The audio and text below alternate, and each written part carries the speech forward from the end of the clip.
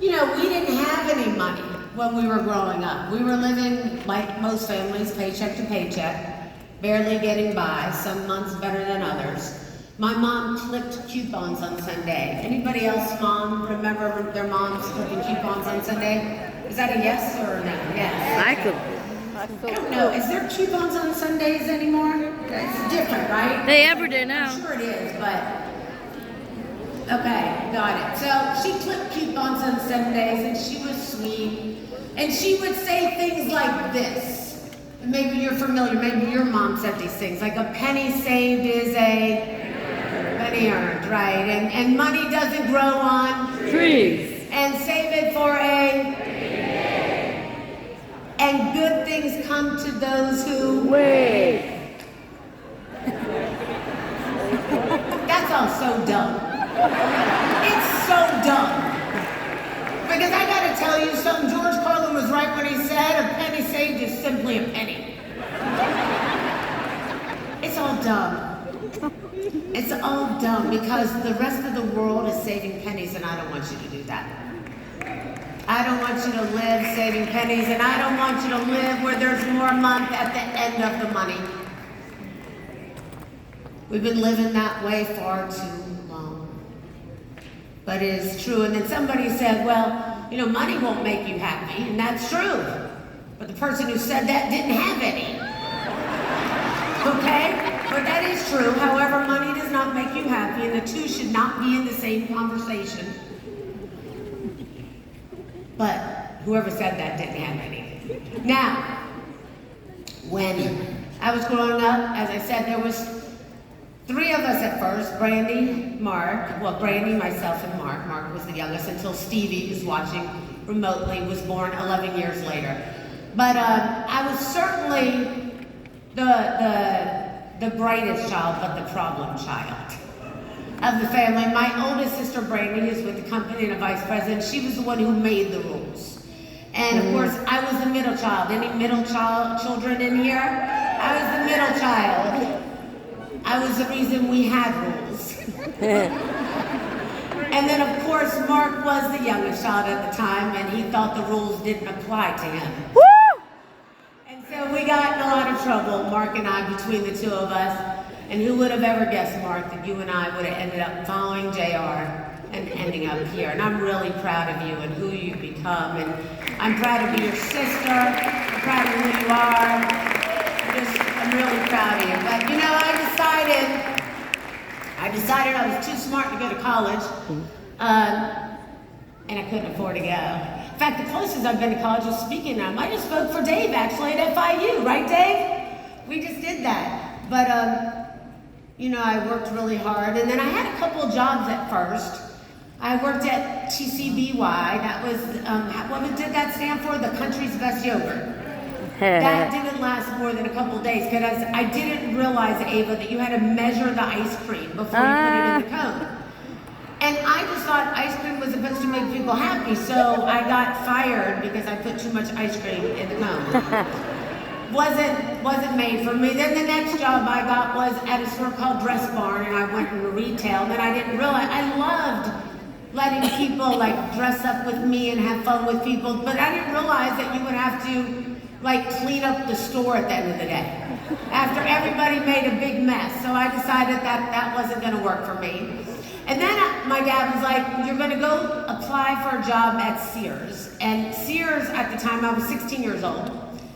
And Sears at the time was applying in their catalog department. So this is Greensboro, North Carolina. And not a lot of jobs for 16-year-olds. And I needed to get a job working in the summertime. So he's like, you're going to go work and take catalog orders for Sears. And anybody remember when catalog was Sears catalog? Okay. All right. I went there, and of course, what was that? And what? Well, it was $12.50. $12.50 an hour back then when minimum wage was $3.35. So I went for that job. $12.50, that was a lot of money for me, 16 years old. I was like, I'm definitely going for that job. So I went to go apply. There was so many people in line. And I remember they had like little chairs out front. And I was like, I'm gonna get this job, for sure. So I had to pee so bad. You know when you have to pee so bad you just can't can't hold it anymore. So I had to, like, waiting in line, I snuck out of the line just to go find a bathroom. Searched everywhere for a bathroom, couldn't find it, ended up somebody's office. Find there's a bathroom in there, use the bathroom, and come out and see there's a man sitting behind the desk. And I'm like, oh my God, I'm so sorry. He said, well, you must have been applying for the assistant position. I said, I absolutely was. And I got that job for $25 an hour at 16 years old. Working for the vice president of Sears, just so you know. So at 16 years old, I was very entrepreneurial and found my way into his office, and I worked there for 2 summers and got paid really well. And then, as you know, I met my husband in 1988, and I fell madly in love with him. And I remember we would drive down the road, and when I first met him, you know, he would say pickup lines to me all the time, but he was never like really generous with them, if you know what I mean. He just thought he was too cool for school. And so I remember he picked me up, take me on a date, we get in the car, and he said, well, Lauren, I'm gonna take you to go get some dinner. I was like, okay, you know, that's nice. And we were in Greensboro, High Point Road, and the guy was going 80 miles an hour. And I said, well, I know you're not from North Carolina, but you may want to know that the speed limit here is 35. May want to slow it down. He said, it's okay, baby. If I had a license, I'd go faster. I didn't even have a license, okay? I knew I was in for a fast ride. There was no money. For those of you who don't know our story, we just had fast rides, big dates at Wendy's Super Bar. It was pretty incredible. Every Wednesday night, we'd go to Wendy's Super Bar, and he would talk about how he would start, you know, Market America, and that people would buy products online. And so in April of '92, we decided we would start. And that was incredibly challenging because there was no money, nobody believed, no products. You know, the products that we had, of course, didn't really work. We had like a smoking product, like Creme Light. You were supposed to rub it on, not like we have today, by the way. The best products in the planet today. Woo! But back then, you know, Joe, we had a product called the Creme Light. You rub that stuff on your wrist. It was supposed to make you stop smoking. The only problem is as soon as you rubbed it on your wrist, you start smoking more. It was a problem. You know what I mean? We had issues, bumps in the road, challenges. It didn't stop us. Didn't matter, because we were built on belief. And that's what would start the beginning of this journey and led us to here. And Amber was born not too long later, September of '92, and it was remarkable, and we took her everywhere. You know, it's funny, because we talk about, you know, children, and people are like, well, you know, we can't really do anything, we have children, can't go to meetings, can't do this, can't do that. And we just took her everywhere we went. When you have to make it, when it's a must, when you turn your shoulds into something that you must do, your life will change. And so I would put a knapsack on my back, and I'd bring Amber to work. She was just 6 months old at the time. My mother was taking care of her, and then I told you my mom died at 42 of a massive heart attack when she was caring for Amber at our first international convention. You want to talk about a lot happening. There was a lot happening, but nothing was going to get in the way of JR's vision. And so, of course, he brought Mark along for the journey and Jill along for the journey, and then Stevie was there, and Steve was 13 years old, right? So people thought we were crazy, because when we would go to the meetings, they would be like, why is this kid coming to these meetings after school? Now, let me ask you a question. What's a better alternative? Going home and playing video games? Having friends who could bully you? Or bringing your children up to believe that they can be entrepreneurs? Children up to believe that anything is possible. And so that's what he did. That's what we did. You know, Jerry was funny. He would take us along for the journey. All of us. Throw us in the car, taught us what to do, gave us confidence, built our beliefs by having us doing it with him. He was great. And by the time we actually ended up launching, I was almost 22, 23 years old. Mark and Joe were probably 21. Brady was 5 years older than me. We were on our way. And I gotta tell you something. There is no alternative when you have children. You gotta stop using things as excuses. You have to grow. You can have children and live with them, but you don't have to live for them. You can have children and teach them what to do, but I gotta tell you something. You gotta do it with them. Sometimes we instill everything in our children that we have no life anymore. That's not what your child wants for you. Your child wants you to live and demonstrate what it's like to be an incredible parent who can prove that anything's possible. Woo! They want you to show them. We always claim to prepare children for the future, don't we? We put students in straight rows, tell them to sit up nice and neat, raise your hand before you speak, give them a short break to eat, 8 hours a day in school, tell them what to think, make them compete in order to get an A.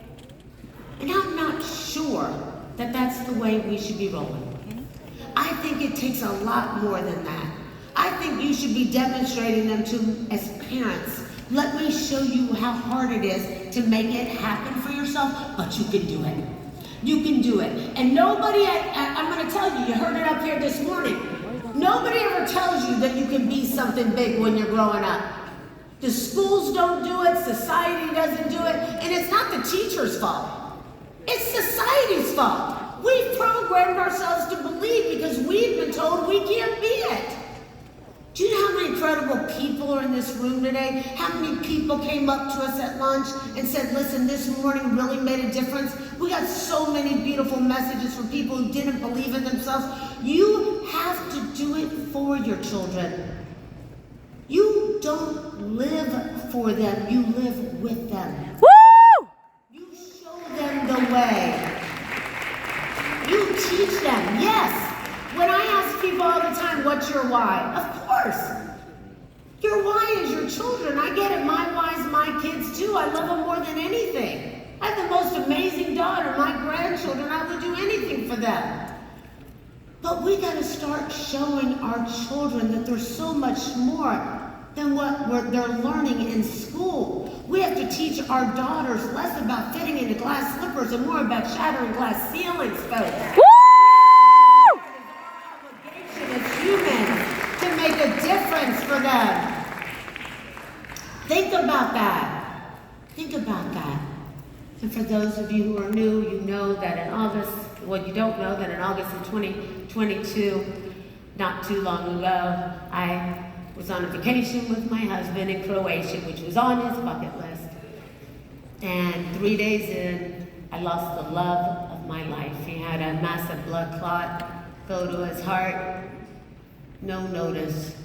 And as you heard Richard say this morning, he left this beautiful world that he loved for another beautiful place with the people he loved. Not prepared, but he was ready to go.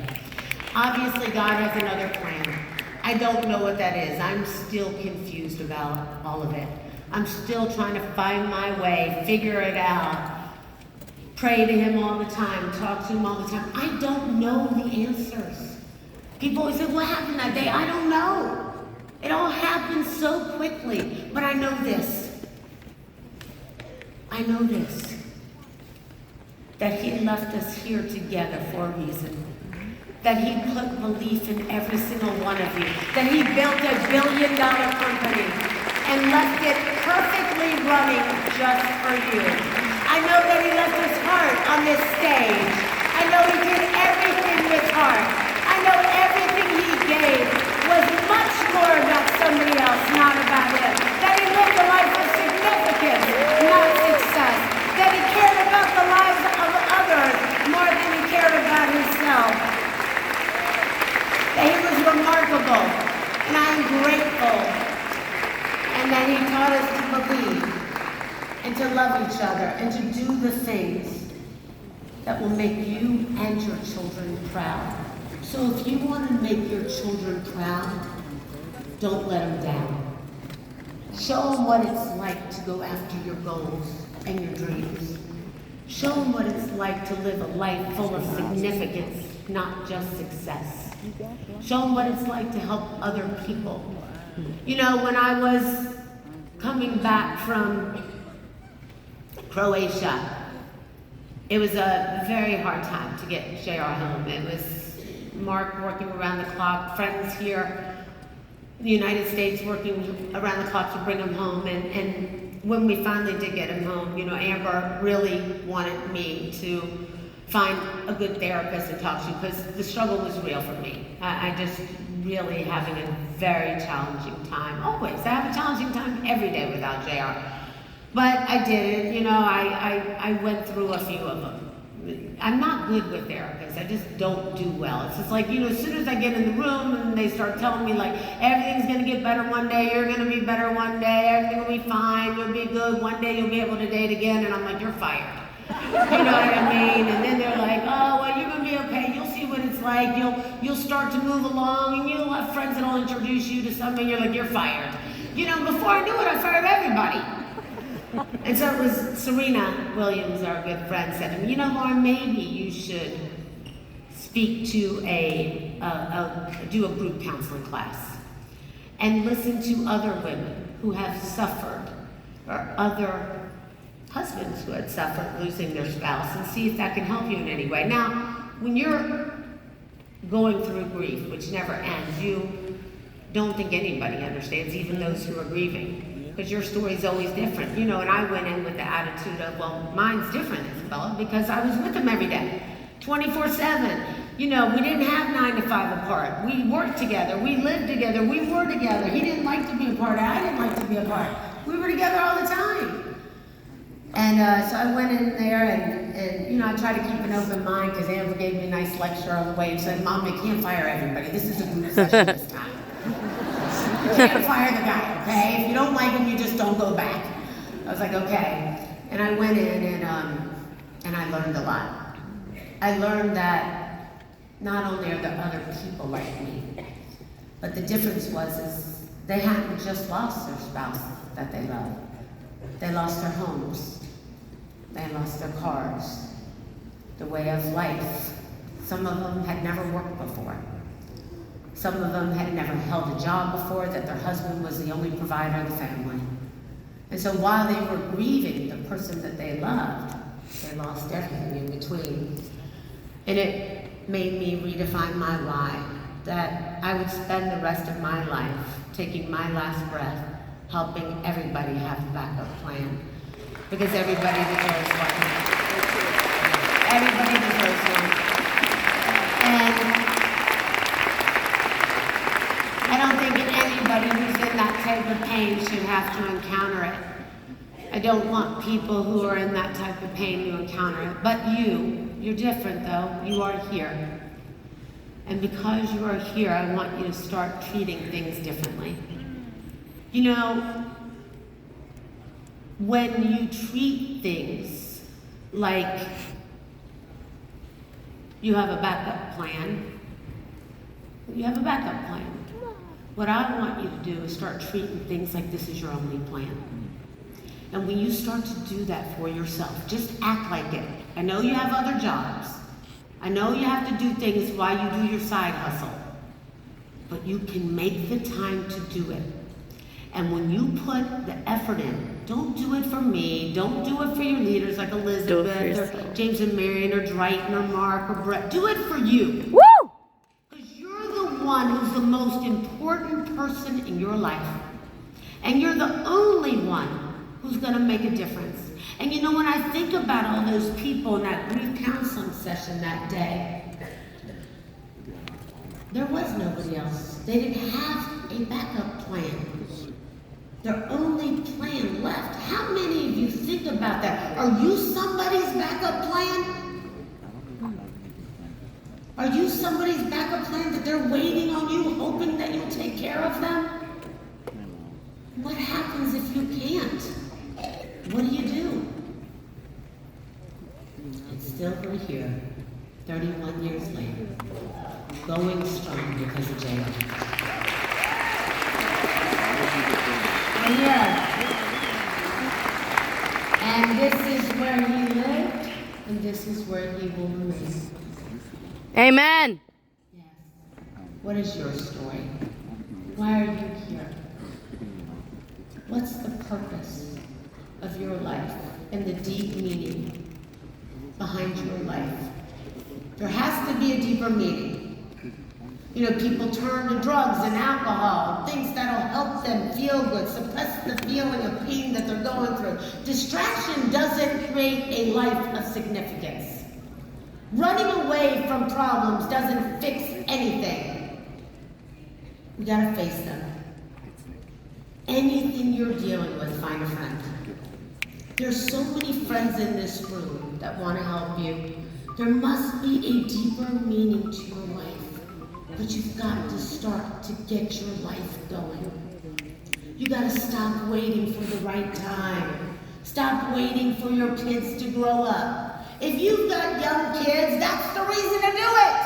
Woo! If you've got young kids, that's the reason to do it.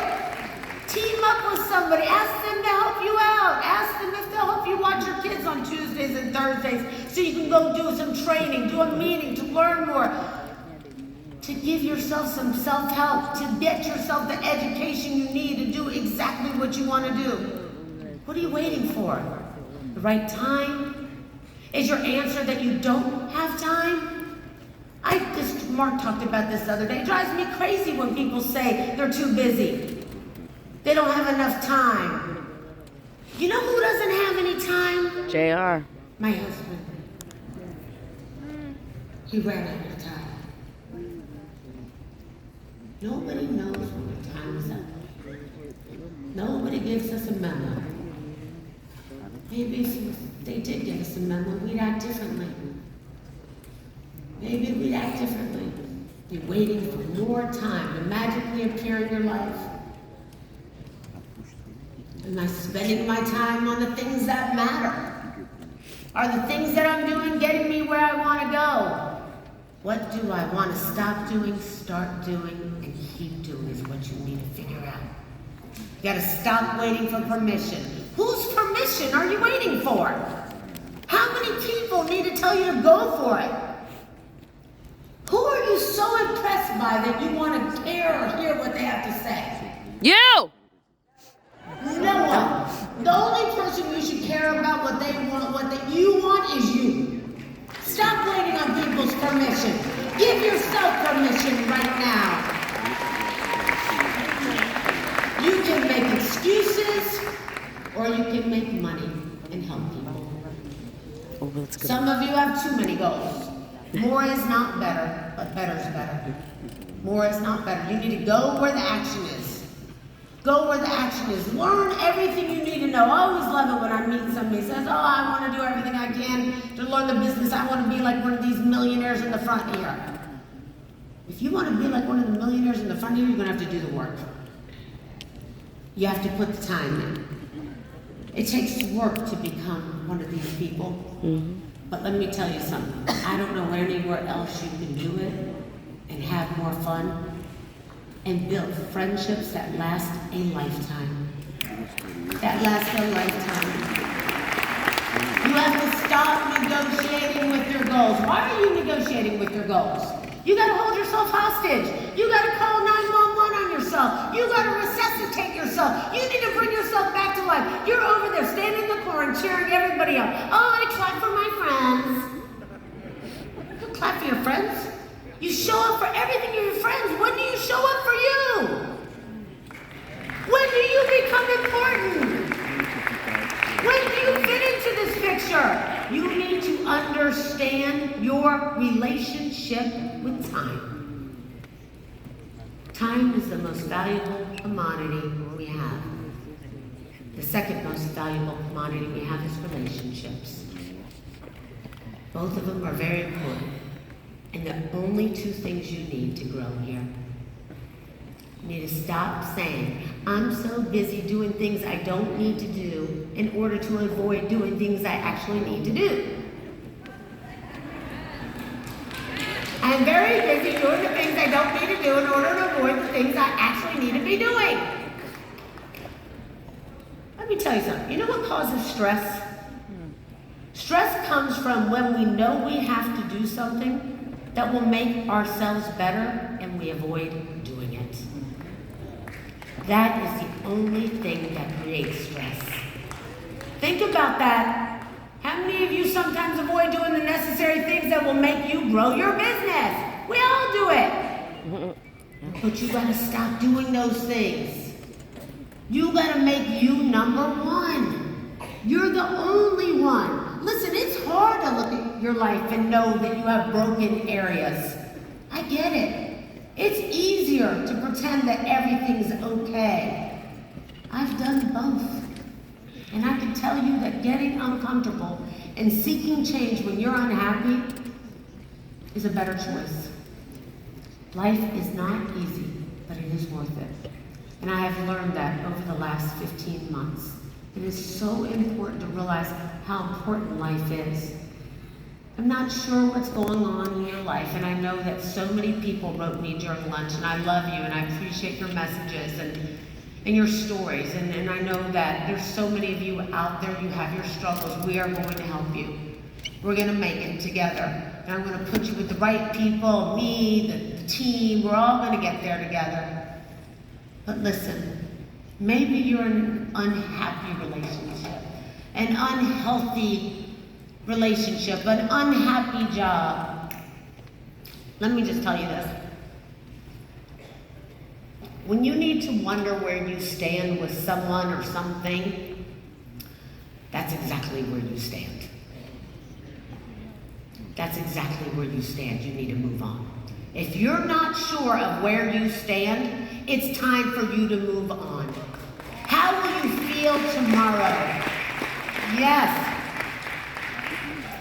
How would you feel tomorrow, right now, if your time was up? How would you feel tomorrow if your time was up? Would you feel like you accomplished all you wanted? Would you feel like you got to do exactly what you wanted to do, spend time with the people that you wanted to spend time with? Or are you working for somebody else's success and helping somebody else achieve their dreams?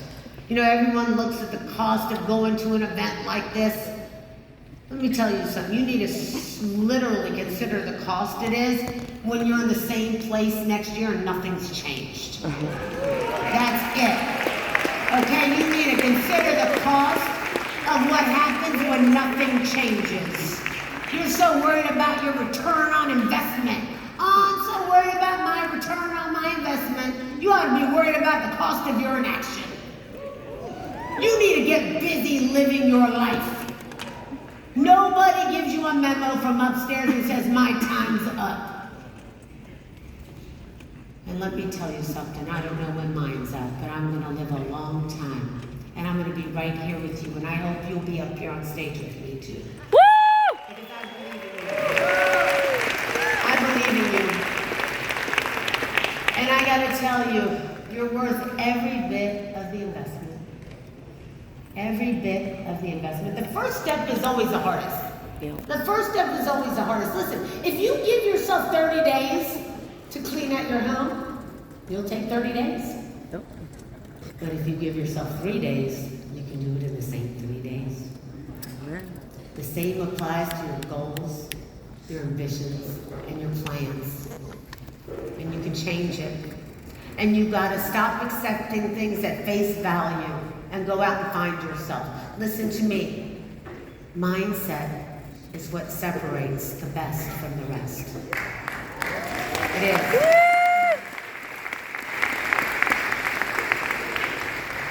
And whatever pain we have to turn it into a purpose, like Joe said. Amen. Like Gary said the other day. We must turn our pain into a purpose. And the only way I can make sense of the pain that I go through every day and every night, Joe came up the other day, bringing back, Loretta and I are sharing stuff all the time now that we're in the same building, bringing back a purse that I had borrowed or something, and I was just having a meltdown moment. It just came up. We were getting ready to go out, but I just had a meltdown moment. And that's when he said to me, sis, I know it's hard, but this is just a week ago. Sis, I know it's hard, but I want you to know that I love you. We're gonna get through this. It's not easy. Life is not easy, but you are worth it. And you have to keep going. And you're gonna have to turn your pain into a purpose. And you're gonna have to go for it and shatter your goals even with the pain. And remind yourself that you belong here. Give me what's mine, because I'm not leaving. I'm gonna stay with you on this. I'm not leaving, and I don't want to get to the end of my life only to decide that I've only lived just the length of it. Don't go out of this life just living 1/10 of what you could have done. You know, we keep death at such a safe distance to avoid the conversation until we can't do it anymore. And I was thinking about it the other day, like, how come nobody ever told me that losing somebody I loved, as much as I loved Jared, would hurt so bad? Like, I lost my mom at 42. I loved her. It was painful. I suffered. I was going through boxes of things, and I found I wrote her letters for a year, like, happy birthday, I miss you. Merry Christmas, I miss you, when she wasn't even here. And I lost my dad too, and that was painful because it felt like an end of an era, and I should have lost my parents. But I've never lost anything like this. Don't know how to describe the type of pain I feel on a daily basis. Can't tell you what it feels like to wake up empty or alone. So the first thing I do when I wake up is think of you. And we have to turn our pain into purpose, and that we have a reason to be here, and then we have to fight for our lives. Woo! And if we want to be better, we have to invest in ourselves. Woo! And if we want more, we have to do more. And if we want more, we have to be more. And if we want to be more, we have to give more. Woo!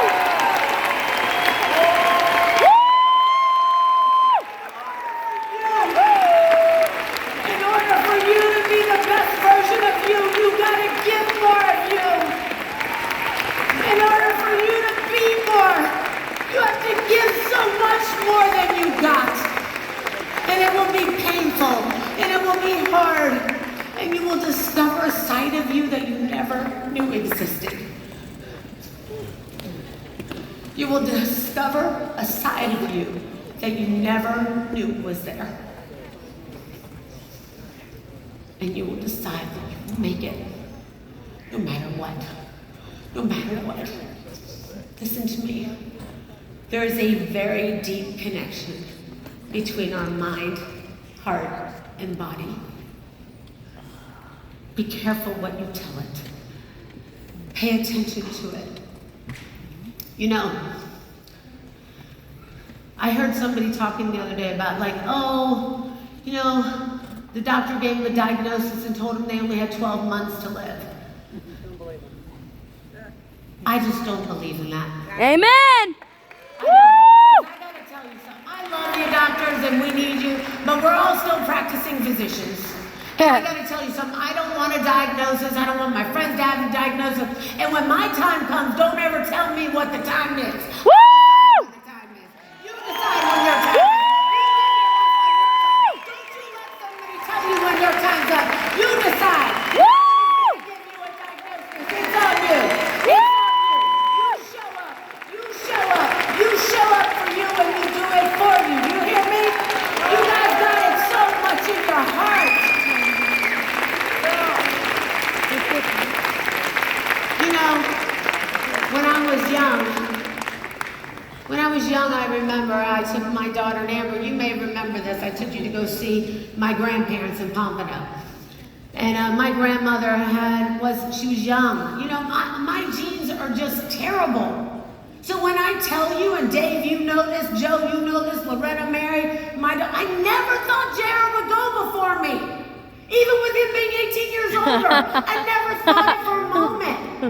I was the one who had the worst genes. I'm the one with the brain aneurysm. I was the one with the breast problems. I was the one.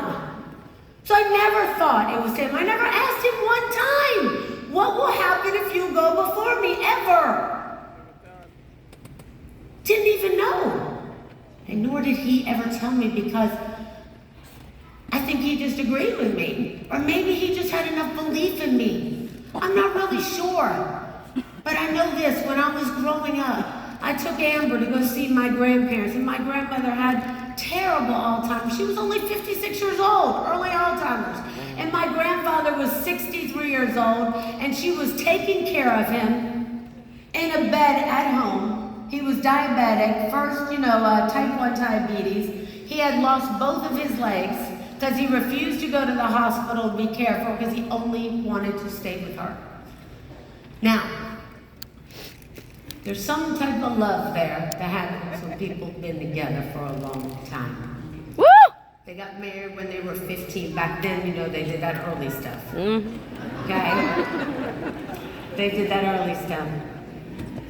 But I remember my grandfather said to me that day, don't let anybody take me away from her because she won't make it. And so I was like, of course not. And I remember I left, and it wasn't just a few weeks later, somebody called social services on them. Said she shouldn't be there taking care of him, and maybe she wouldn't, but that's not up for the world to decide, especially not the government. Woo! I don't want the government in charge of anything for me. I don't need a president. Woo! I don't want a president. I don't care. Woo!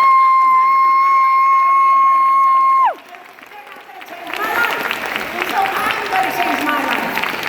I'm going to change my life. Okay?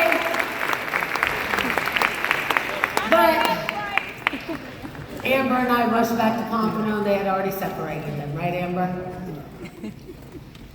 And within 24 hours, my grandfather passed away. And 24 hours from that, my grandmother passed away. When you separate people who love each other, Johnny you and take June. them away from each other, when you let people put diagnoses on your life and tell you what kind of time you have, don't do it. Let them diagnose somebody else, but not you. You different. You different, you unique. Nobody tells you what you can do. Don't you let them do it. Don't you let them do it. Listen to me. You can replace money, but you can't replace time. You can buy a clock with money, but you can't buy more time. Stop waiting for it to magically appear. It's true. When I was 18 years old, JR picked me up and said, baby, I'm taking you out. I said, where are we going? Got a secret place for you. That was always scary when he said things like that, Ava. He got me in the car and he drove me to the cemetery. He said, get out of the car.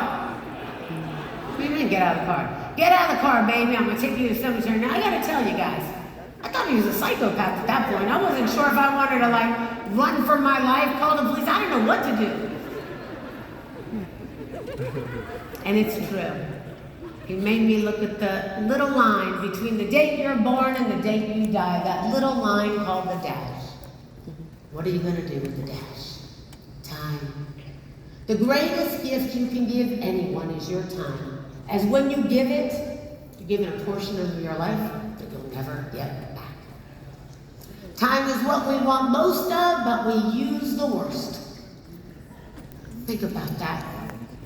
I remember not but a few years after JR and I started the business, a very, very wealthy, successful man gave us some very good advice. Well-known, successful, very wealthy man gave us some very good advice. And we thanked him for the advice, but we didn't really have the money to pay him for that advice. And I said, I wish we could pay you. JR's like, what can we do? Is there anything we can do for you? He said, no, I wish I could trade places and have your time. Because he was an older man. All he wanted was more time. And so that moment and the cemetery, the graveyard, defined my relationship with time. You cannot operate with a sense of urgency unless you understand your relationship with time. And right now, at this very moment, you have to commit to yourself until the end of your journey that you're going to squeeze every moment out of this gift called life and make the rest of your life the best of your life. That's what you have to do. Whatever you came in this weekend looking for, whatever you came in, we are all in pain some sort of way. You have to make a decision that, you know what? I want to do this for me. I don't care if it's this business. I don't care what you decide, but I can tell you something else. There's no other business in the world that can give you this and feed your families and take care of you if you invest 4 to 6 hours of your time a week showing the business to people. Learning how to do the things that are necessary. Get on a call workshop, learn how to do it. Make the phone call, show the plan to 2 to 4 people a week. Think about that, get the people to the events. It's so much easier than what you have to do for the person that you're working 45 years of your life for. Working for somebody else's success. And one day this adventure will be over. And as JR has always said, you can't call up your friend Ralph and ask him to trade places. Because he's not going to do it, is he? You just can't do it. You can't sit still anymore. You can't stay neutral.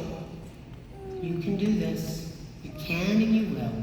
And the moves you make right now will echo into time as there are a generation of people who are attached to your why.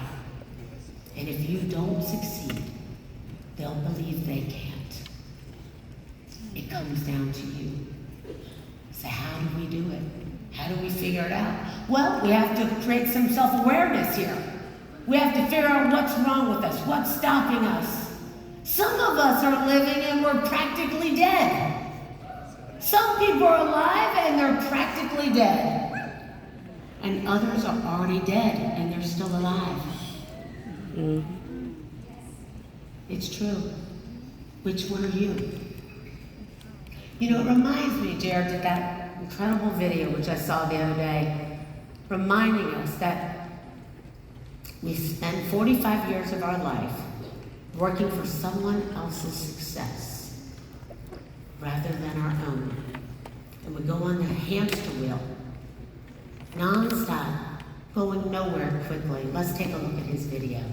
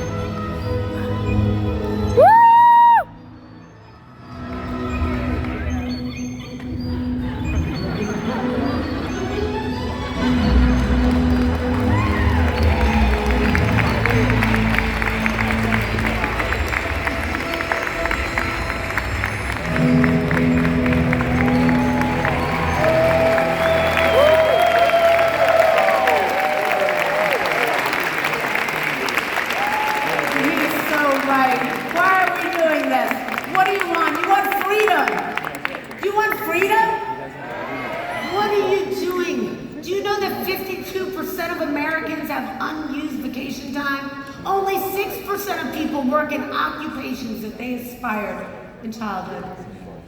And yesterday in the Wall Street Journal it said that 45% get jobs that they studied for in school, and yet 85% of the people are unhappy with their job. Wow. That's scary. That's really scary. Do you remember when you were in school? Did anybody have a class in school? Like first years? I used to hate first period. I wasn't a big fan of school, as you know. Right? But first period was the worst. It was accounting. She was awful. She was just mean, you know, just scary looking. Did anybody have a class that you disliked? And you couldn't wait for it to end? And it felt like, I'm taking my shoes off. You guys don't care, do you? No. Okay, listen. That feels so much better. Thank you. How many of you couldn't wait for the class to end? It's 50 minutes. And after 15 minutes, it felt like 2 hours. You were like, when is this going to end? You couldn't wait to leave. And yet, the problem is so many of us are living the same way. Except we're not waiting for the bell to ring at 3. We're waiting for the bell to ring at 5 or 6. And maybe you're doing something because of the money, or someone told you how much money you can make. But I gotta tell you, you will never win playing that game that someone loves more than you. You cannot do that. If you're living your life unhappy and you're working for someone else's success, you've got to find something that makes you happy and fall in love with something that will change your life. And that is why I have so much respect. People are like, oh, you're always cheering on Team Philadelphia. Yeah!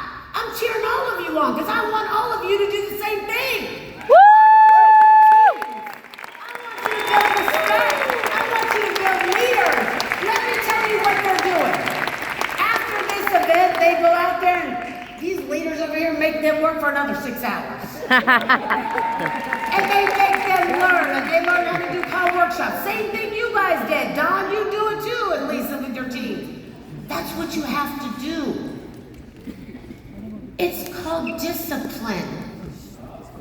You have to have discipline. Things don't just happen. Things happen just.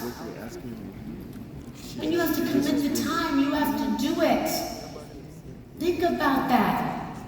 Even when someone is making money, there is so much more to the world than just money. What about the relationships? What about the commitments to people that you do? We're so worried about making out the money, buying things, showing off things to people that we don't even like. I don't get it. Buy the fancy phone, you'll buy the fancy belt, you'll upgrade, whatever. But you won't invest in yourself. Woo! Stop buying the phone until you invest in you. Stop buying the phone. Stop buying the fancy cars. Stop doing things like that. Those things will never lead to happiness. And the people's opinions that you are most concerned about, that matter most to you, are the exact same relationships you should be cutting off. And I'm telling you right now, hear what I say. Because your real friends support you no matter what. Your real friends want you to be better. Your real friends will show up for you and cheer you on. Your real friends, relationships are a two-way street. Okay? But you gotta stop listening to other people. We get so caught up in routines, making our lives easier but not better. Think about that. Driving the same route to work each day, like JR said. Saying hi to the person at the stoplight because you see them every day your whole life. Hey, how you doing? Yeah, it sucks going to work, friends. But you do it. Unhappy at your work. Showing up for some variation of date night. Stop making date night about Netflix. Make date night out about impressing your wife. Impressing your girl. Let me tell you something. Give her your time. Let me tell you something. Your wife didn't fall in love with you because you bought her a beautiful necklace. She didn't fall in love with you because you bought her a beautiful necklace or you bought her flowers. Those are all wonderful things. But she fell in love with you because you were the first person you talked to in the morning before you picked up your phone. You were the first person to offer to go get her a cup of coffee when you got your own. Listen to me. That is what life is about. Doing things like that. Stop worrying about doing the regular things that you're doing. Stop being like a well-oiled robot at the grocery store on Saturdays. That is not what life is about. Thinking that one day that we'll paint again, or we'll lose the weight we want, or we'll pick up Spanish and start speaking Spanish, or even more important, find our purpose and do something we love and make money out like Mark in America. Woo! Living, yes. Living is having the courage to start over. start over doing things like having jobs and careers, or becoming entrepreneurs, or getting a gym membership if you want, or finding new friends. Anything living outside of the comfort zone. You know, Steve Jobs said right before he died at his Stanford commencement speech, he said, "Remembering I'll be dead soon is the most important tool I've ever encountered to help me make the big choices in my life. Remembering that you're going to die is the best way to avoid the trap of thinking you have something to lose." There's no reason not to follow your heart. Don't write off your big dream because it didn't happen on the clock, ladies and gentlemen. You are only robbing yourself. The dream is free, but the journey is not. It is painful. It is filled with arrows, blood, sweat, and tears. But it is beautiful when you arrive. Everybody wants to arrive, but nobody wants to take the trip. You will not be the first person to avoid the process. You must go through the process in order to succeed. It is impossible to live without failing at something unless you live so cautiously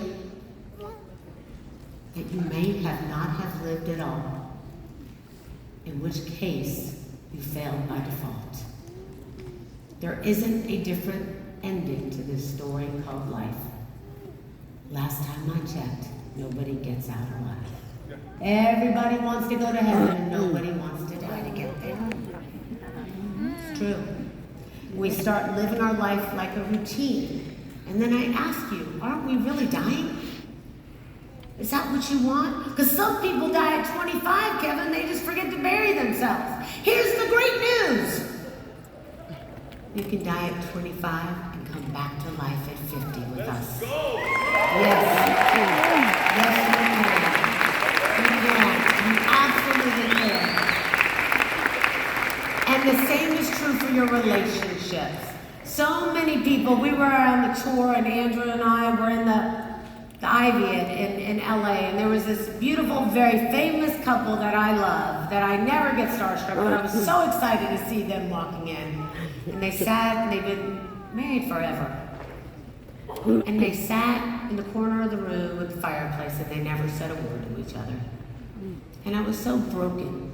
And I thought, that's what happens in these relationships. We stop communicating with each other. You gotta stop that. You gotta learn to communicate better. The reason why Jared and I were married for 36 years and married for the rest of my life is that every 6 months we analyzed our relationship. Every 6 months he would be like, "Oh my God, don't tell me today's the day." Yes, today's the day. Today's the day. And you're gonna tell me all the things you love about me and all the things you'd like me to change. And Jared was always so sweet. He was like not the fighter in our relationship. I was the fighter. He was more the lover. And I'd be like, "Well, I don't like this, and this." And you know, he'd be like, "Okay, baby, I'll fix it." You know, and he would say, "Well, I want you to change this." And I remember that one time he said to me, "You know, when I fight with Mark, or I fight with Joe, or I fight with Kevin and the team, I don't like it when you tell me like, 'Oh, JR, stop being a baby. Grow up.'" Because, you know, I was like, you know, tough. So if he would say like, "Oh, I think Mark's picking on me. He's not listening to me. He thinks he knows it all. Or Kevin's not listening to me. Or these guys, they think they know more than me. And I've been around a lot longer." And I would be like, "Jared, don't take it so personally." He's like, "I don't like that. It doesn't make me feel good." And I said, "I hear you." And you know what I did? I changed my vernacular. And every time he didn't like it, and I think you guys saw this happen over Lorena and Joe, Mark, Mary, you really saw this happen over the last 5 to 10 years. I really changed how I communicated. So when he would say, I would hear something happen, I said, "Well, I don't really like what just happened in the meeting." I said, "I don't want you to feel that way. I understand. I don't want you to feel that way at all." And those little details in life will change your relationship. Those little details, by acknowledging someone, will make you feel better. And let me tell you something, it takes just a little bit to say, "I understand.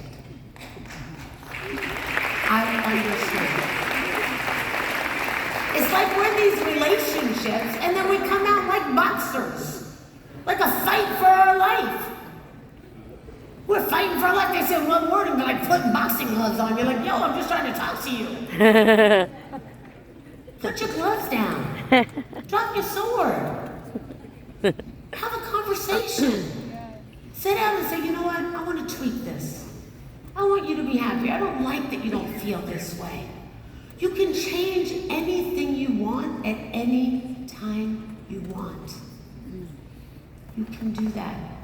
But you have to commit to doing it. You have to stop making excuses. I can't do it. My wife doesn't want me to do this. If your wife doesn't want you to do this business, you need to sit her down. You need to do it like this. Hey, honey, what's the problem? I don't believe in that thing. I don't believe in you. You haven't ever done anything successful, and I don't want to see you do this. You're wasting your time. You need to be sitting at home with me and taking care of me.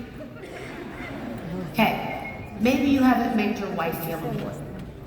Maybe you need to go home and say, you know what, honey? I don't want you to feel that way. I actually think that you would really like these people. I think you would like being in an environment with people who actually lift each other up. People who make each other feel special.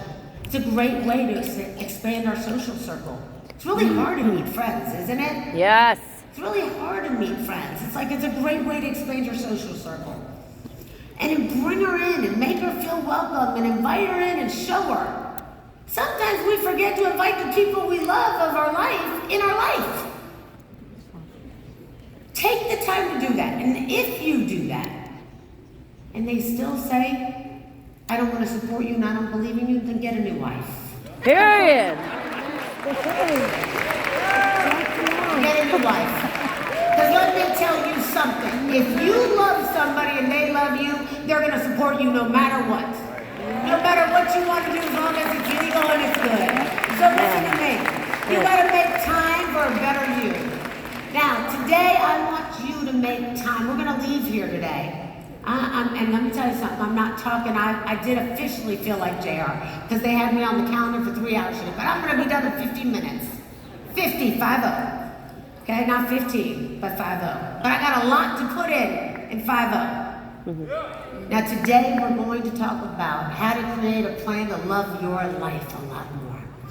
Okay, that dreaded project you put off for so long. You know, Daphne and I were talking about this the other day we were doing my hair, and we were talking about how so many people put themselves off. And we were talking about, like, have you ever talked about, anybody have a garage in here, or a closet, and they just throw everything in it? Like, it's a place you put everything. Come on, stop acting like I'm the only one with a garage. Who has a garage? They throw things in a closet, a place, a storage unit, anything.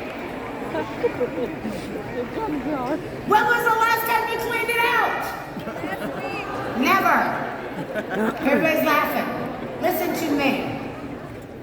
Daphne, did we not talk about this the other day?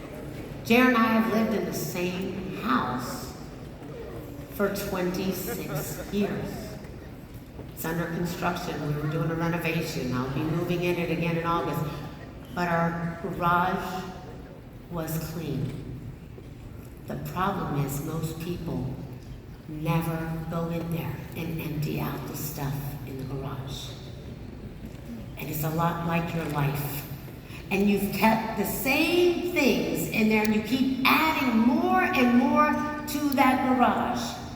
And you know why you avoided it? Because it brings up painful things. Now, I'm not talking about your garage, I'm talking about you. Oh yeah. The reason why you hadn't done it, because you haven't cleaned up your own life. Why tackle the garage? You've ignored it, just like you've ignored you. But when you finally decide to do it, and you finally decide, I'm going to do the things I need to do in order to change my life, in order to be the best version of me, because I don't have any more time that I can put me off anymore. And you finally get to that garage, and you look at it and you're like, dang, this is more than I thought. I don't know how to tackle it. Right, Kevin? It's filled with things, memories, years, painful things, tears and happiness, memories, good and bad. And yet, you don't know what to do. You haven't tackled it, just like you haven't tackled you. But when you finally decide, I'm going to try it, I'm going to attempt this, I'm going to take a chance on me, you start to pull those things out one at a time. You start to put them on the floor around you. Now I know, you see all those years around you. All these things laying amongst you. You start to question why you did it. A lot like yourself. A lot like your brain. Your brain's programmed to believe you can't do it because you've programmed it that way. Now listen to me. You can keep doing it. You pull those things out one at a time. And all of a sudden it takes you 3 or 4 days to get them out. They're all around you, taking up the whole space, right? I mean, did we not just go through this? They're all over the place. You're exhausted after 3 or 4 days of pulling everything out. You don't even know what to do with it anymore. And then you decide you're going to go through it. You're going to start to tackle you, Brett. You're going to start to make progress, right? You're going to start to clean things up. Just like that garage, I'm going to clean me up. And before you know it, all those years of pain and memories and things that you've collected over time, you forgot about, you start getting rid of things, don't you? Start to clean up your life. Start giving back things that don't belong to you. Things that were never yours. All the things that people threw on you. All the things that people told you you had to be or do. You start getting rid of them. The memories, the baggage, the thoughts, the triggers. You start to make progress. And before you know it, when you clean up that garage, Kevin, it looks pretty darn good. And it's pretty sparkling clean. And you spend those days sorting it out, getting it organized. And once you realize that you're done, you realize you have a masterpiece, just like you. But you gotta dig deep. And it's gonna take days. And you have to do the work. And you have to clean it up. Listen, we've been given things our whole life. I talked about this earlier with my friends backstage. Our whole life we're dictated to. From the time we're born, we're told, Dave Grutman, get a nice little house with a white picket fence. A couple of dogs, a cat, you can throw in a couple kids if you want. Live a life that's supposed to be what the American dream is. You determine what the American dream is. Woo! You decide what that is, what that looks like for you. Stop letting people put you where you don't belong. You don't have to think about, as soon as we go to high school, everybody's saying to us, what college are you going to? Well, I'm not going to college. Okay, that's up to you. As soon as you go to college, you're like, what job are you going to get with that degree? People are moving you along in life you haven't even started yet.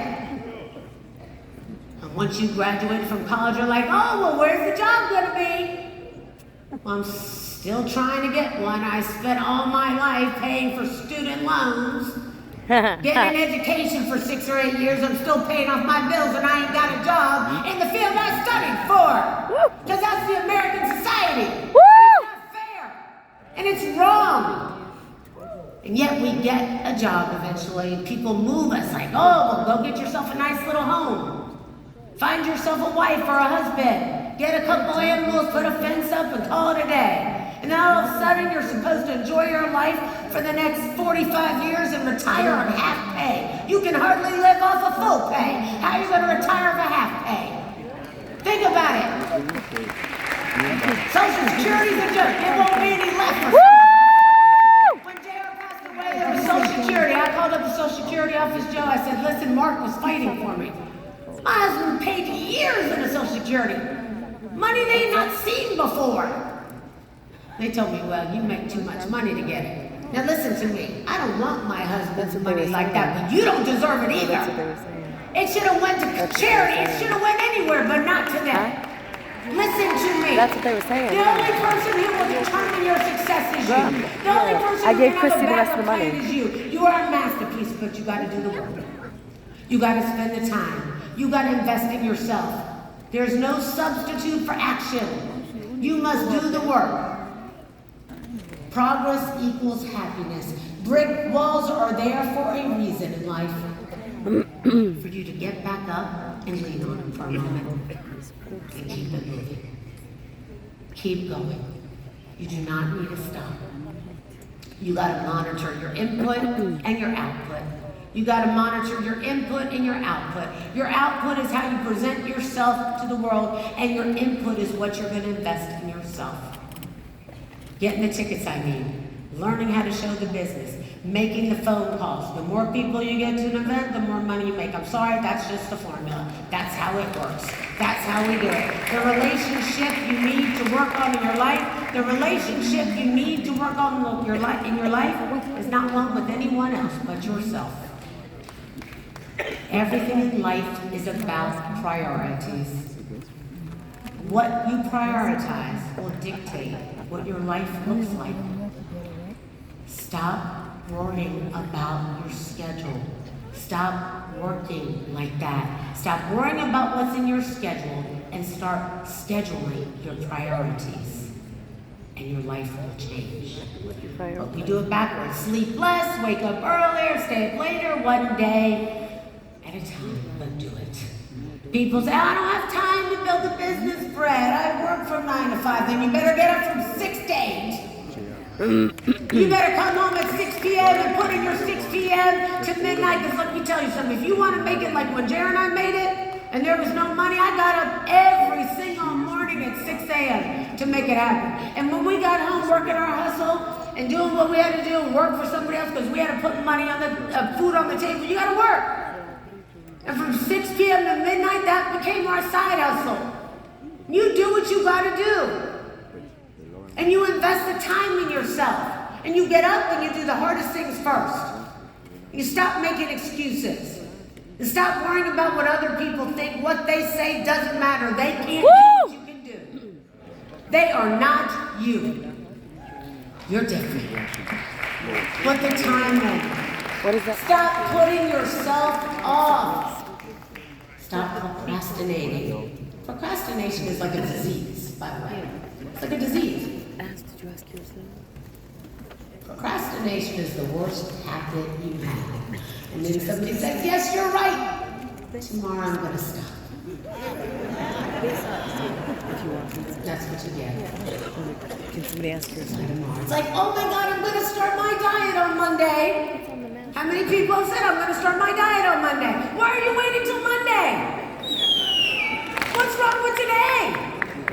Why not do it now? Why not make you the priority? What's wrong with right now?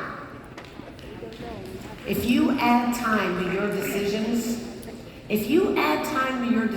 chances are you're not going to make a decision. You got to struggle with doubt, struggle with fear, struggle with all that, and add a lot of speed. Accelerate yourself. Helping people is a fuel. When you help other people succeed, you will build your self-worth. I don't care what anybody says. You cannot help yourself if you don't help others. In order to build your self-worth, you have to serve other people. That's how we get there. These people just want to have a business and think making money is going to make you feel good. Ain't no money in the world going to make you feel good. I got plenty of money and it doesn't make me feel good every day. You have to do something and serve others to make you get up in the morning. You've got to change what you're thinking. You got to change what you're thinking. I don't need the money.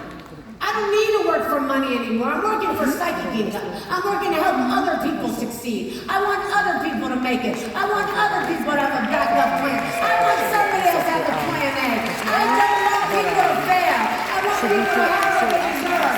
So struggle with fear, struggle with doubt, but ask speed to it. When your goal is big enough, you will make it. You will make it.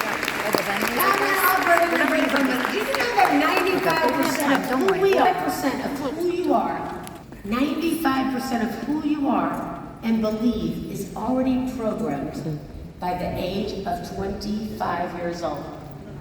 Harvard Medical Journal just came out with that. 95% of who you are and what you believe is programmed by the age of 25. Let that hit you like a ton of bricks. That means this. People have convinced their brains that they have failed at a life they never had. Let me say that again. That means that people have convinced their brains that they have failed at a life that they never had. Without even realizing it. You have this little puppet on top of your head, pulling all the strings, telling you what you can do. And it's called your unconscious thoughts. Yet we program it. Every time we don't believe we can do it, our brain will remind us we can't. And you have to program your brain, reprogram your brain. And the good news is that University of Berkeley just came up, you could reprogram your brain, not in 4 weeks like they originally thought, but in 30 seconds each day. And I want to talk to you about it in a minute. Now, here's what happens. You've done something so many times that the body knows how to do it automatically. Better than your conscious mind, even if you failed. And you've programmed your brain subconsciously. The greatest habit we have to break, Brett, is the habit of being ourselves. Isn't that the craziest thing you've ever heard? You already believe that you failed in a life that you never had. Because our brain is programmed by the age of 25 unless we reprogram it. How do we do that? Well, we're going to talk about it. But your mind is constantly filtering and bringing to your attention information that affirms pre-existing beliefs and presenting them as real, even when they're not. Mimicking things that you've done in the past. For instance, you go to the gym. You start working out. You put a week in, you put 2 weeks in, and you're starting to feel good about yourself. But your subconscious brain tells you that you don't work out much. No reason to keep doing it. Why show up? In fact, not even seeing results after 2 weeks, are you? Might as well go have that piece of cake. And that's what we do. Because we've programmed our mind to believe it. You see, your subconscious mind is the gatekeeper of your comfort zone. And the longer we believe something, the harder it is to change our beliefs. And the longer you bought the thought, and the truer it is, even when it's not true. You see, in our mental control centers, we have files that support what we've been told about ourselves or tell ourselves, and throw out everything else that doesn't match. So when you grow up and your parents try to achieve success and it didn't happen for them, or they try to go to school and be something they wanted to be, or things didn't work out for them and they tell you, don't do that, it didn't work out for your mom, don't go for that, it didn't work out for your dad, that'll never work, it doesn't happen for people like us. All of that stuff gets stored in here. Now, all of a sudden, you've created a life that you've never had. And it stores it. And it's hard because you're living a life that doesn't belong to you. And all of a sudden, you wake up one day and you realize, I've actually become a version of me I don't recognize. And I don't like them. And I don't want to be them anymore. And we act blissfully ignorant because we do nothing about it. And it makes no sense. And this is why some people succeed who shouldn't. And by the same people, some people who shouldn't succeed actually do. They reprogram their brain. People say, I can't do that. It's never worked out for me. My life's been terrible. I have a dysfunctional family. Show me a functional family. No, right. It's not going to work anyway. Only luck I have is bad luck. You continue to tell yourself that you only have bad luck, that's all you'll believe. people, you're gonna have a problem because when you die, it takes 6 to carry you.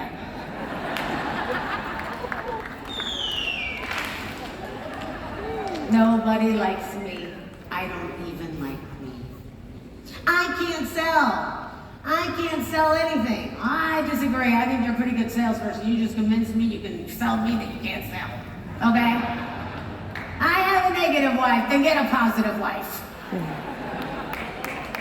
How many of you have ever heard these before? How many of you have said this to yourself? And so your brain will analyze what it hears over and over again, and you will need to trick it.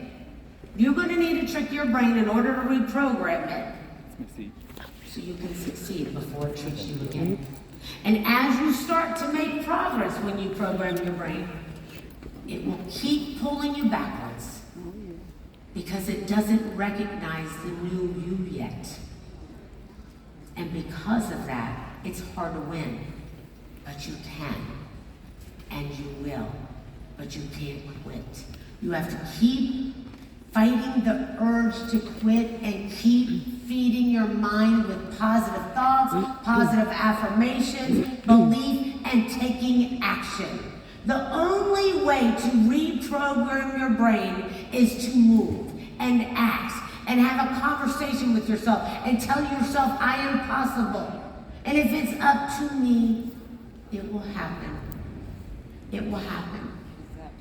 Instead of listening to all the bad things that have happened. You know, I read this book, some of you have heard, it's called The Voices of Knowledge.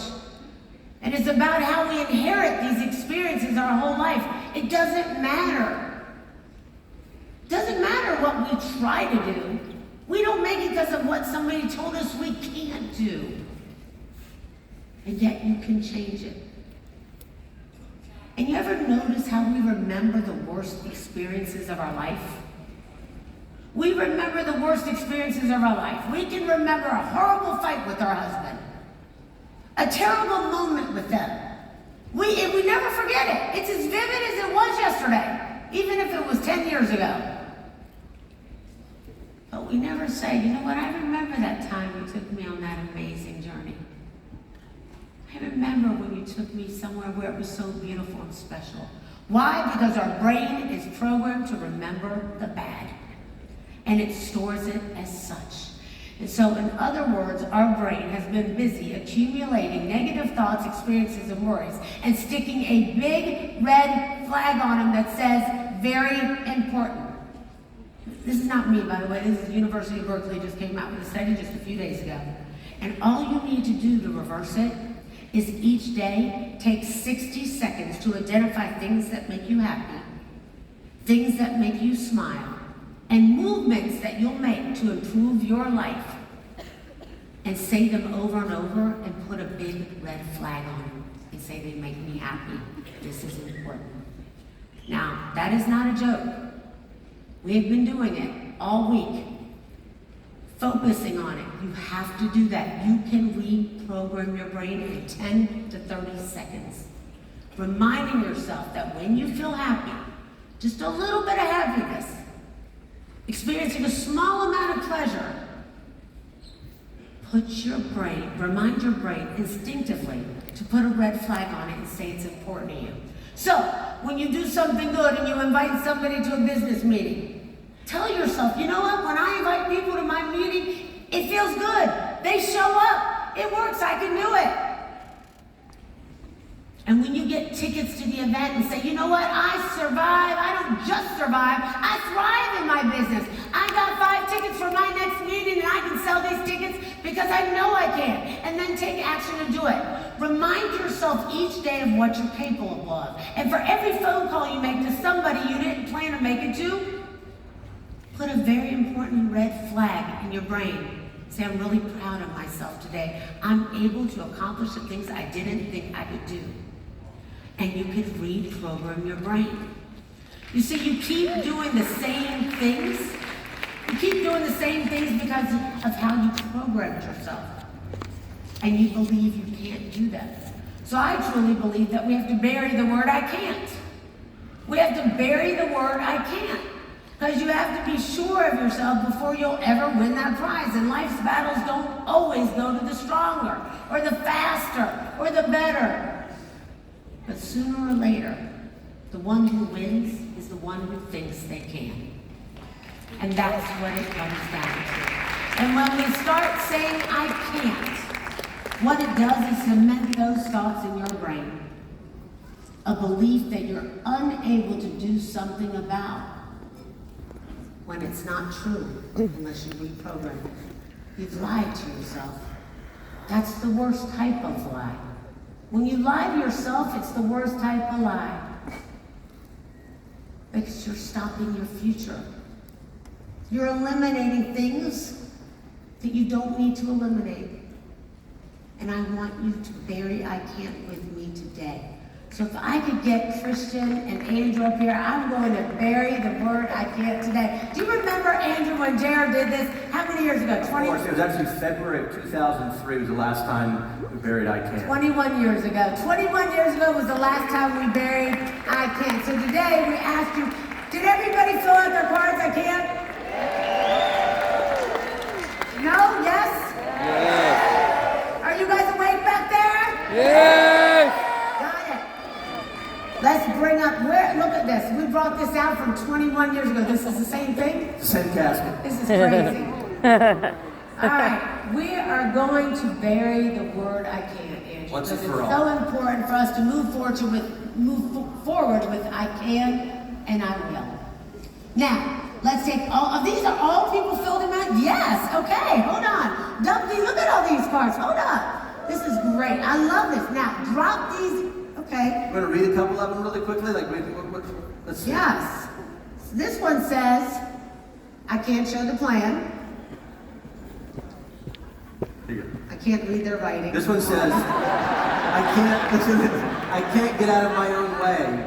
I can't be financially free. I can't create independent leaders. I can't be a success. I can't find the right people.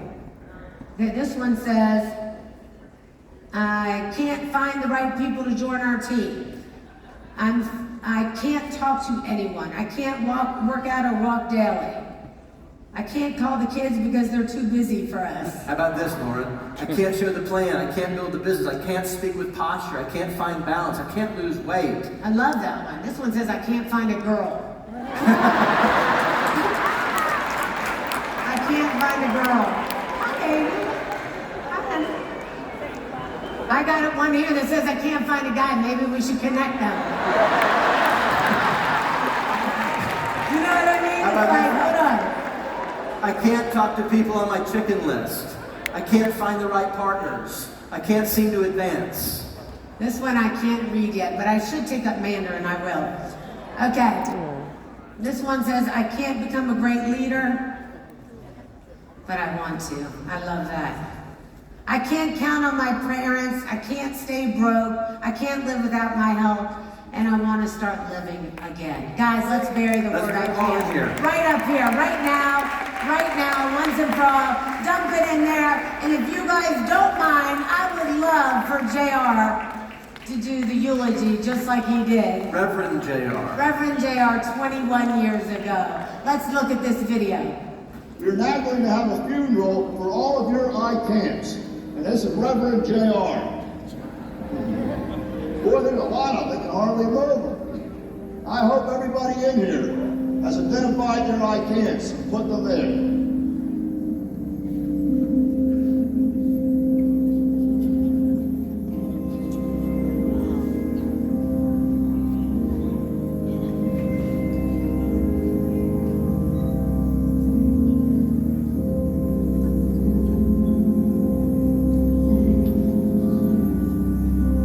As we sit here together, once and for all, we're going to put I can't to rest.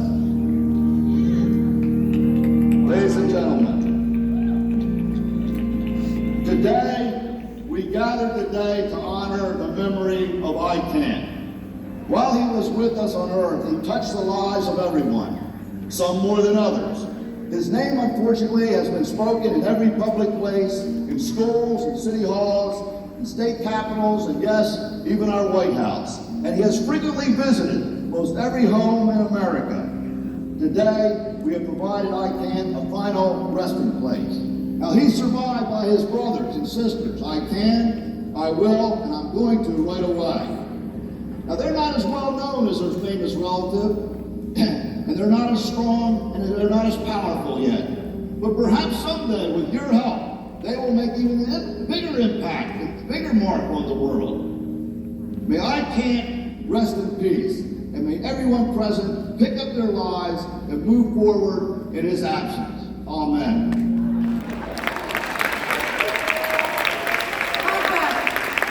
Hearing the word I can.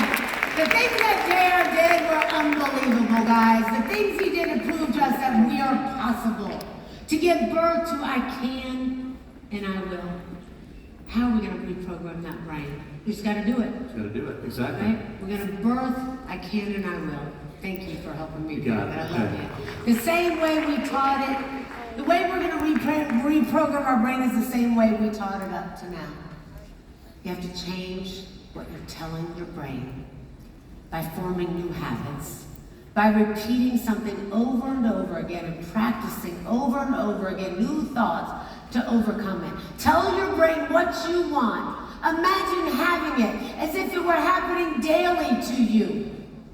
Tell yourself you're going to make it, that you have everything you need. You need to listen to tapes, you need to listen to videos, you need to get the tickets, you need to read books, you need to go to the events, you need to listen to your leaders, you need to ask for help, you need to find a mentor, you need to do exactly what they tell you and stop making excuses that you can't do it. That's how you reprogram your brain, folks. That's how you do it. That's all you need to do. You need to cut it out. Stop with the nonsense. Have a plan, be clear, and just exercise it and make it happen. Now I remember when I was young, Jerry used to try to program my brain all the time. Now I used to laugh at him. I said, like, Jerry, I already like you. Why are you trying to program my brain like that? They're like, well, maybe I just like to, operate on your thinking. So I would try to go home after a long day and I'd put the TV on. He'd be like, you can't put that TV on. It's like, babe, I just want to watch a little bit of the Sex and the City. He's like, babe, there's no baby in TV. I'm going to take you to the city and have sex with you there. Okay, that's what we're going to do. But we're not going to watch TV because that's not how we program our brain. You got to get focused. You got to get focused, right? You got to change things now. You got to face your fears. Let me tell you how you get belief. You face your fears. You do it anyway. Every single day on that tour, as scared as I am to fly, you can ask some of these people out that tour, every night at midnight I was getting on the next plane to the next city. Every night I get on that plane and say, thank you, God, for getting me there safely. Amen, before I arrive. Why? Because I thank God in advance. I tell myself I know I'm going to get there because I can. And you need to start doing the same. You need to get up and start doing the same. Thank you, God, for making our business great. Thank you, God, for letting me make it happen. I'm going to get focused. I'm going to believe in myself. It's all how you say it. It's all how you say it. It's all how you say it. The control is all yours. It's on you. It's on you. Every single night. You know how hard it was for me to get on that plane? It was hard. I get on that plane, I would hold JR's hand. Thank you so much. I needed that coffee. Yes, just so you guys know, I slept 40 minutes last night. But I'm here. And you know what? You gotta sleep less in order to make it. Sometimes you gotta sleep less. Now I know Gary said you gotta sleep and all that stuff, but just take an extra nap. Take a nap. You're gonna sleep when you're dead one day. I want you to live while you're living. That's what I want you to do. Listen to me. You've got to reprogram your brain, and it's not hard. Feed yourself subliminal messages and give your unconscious mind room to create new opportunities, to do new things. And listen to this. You have to be so conscious of those thoughts. So conscious of those thoughts, you will be able to notice or pay attention and become so conscious that you don't go unconscious again. And when that happens, your life will change. You know, thinking of a story the other day that you could understand why it's so important to reprogram the brain. So there was this incredible sultan. This sultan had woken up. He was terrified. He woke up, ate it, and he lost all of his teeth in his dream.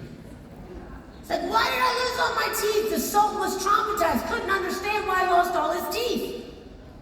Well, he called in a wise man to interpret his dreams. He said, wise man, come in here and tell me, why did I lose all my teeth? And the wise man looked at him and said, well, what a pity, said the wise man. Each lost tooth represents the loss of close relatives of yours, Your Majesty. All of those teeth represent somebody who died in your family. Well, that did not make the Sultan happy. He ordered his guards to come in and they gave him 100 lashes. He was angry. He said, how rude are you? Get him out of here, get him out of here. Just outside the room was his partner, his associate. He asked the next wise man, bring the next wise man in. And the Sultan said, what happened? Why did I lose all my teeth in my dream? Well, he said, Your Majesty, a great happiness awaits you. The dream indicates that you will survive all your loved ones and live a very long life. Yeah, you'll catch that one on the way home. The face of the Sultan lit up and he ordered the wise man to give in 100 coins. And when he walked out, all the guards said, we don't understand it. You told him exactly the same thing. He said, yes, I did, but it's all how you say it. It's all how you say it. It's not what you say, it's how you say it to yourself that matters. So if people want to know what their programs are, it's like this. What's in your life that comes easily to you is there because you have programs to support it. And anything you struggle to get is because you currently don't have programs to support it, and you can change it. And there's one person that's programmed her brain, and she was the first one.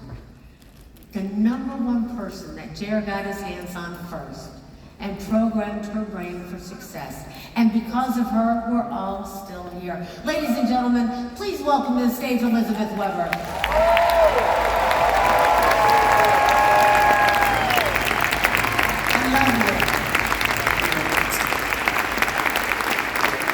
Wow. You guys, I'm living proof.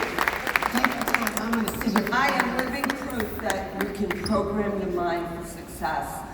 You know, early on, real early on, I grew up in a poor family. My father was an alcoholic. We didn't have anything. We lived in the projects. And I always wanted more out of life. I knew what I didn't want when I was young. And I was always looking for a way to get ahead. I was the first one to get a car in my family. I became a legal secretary.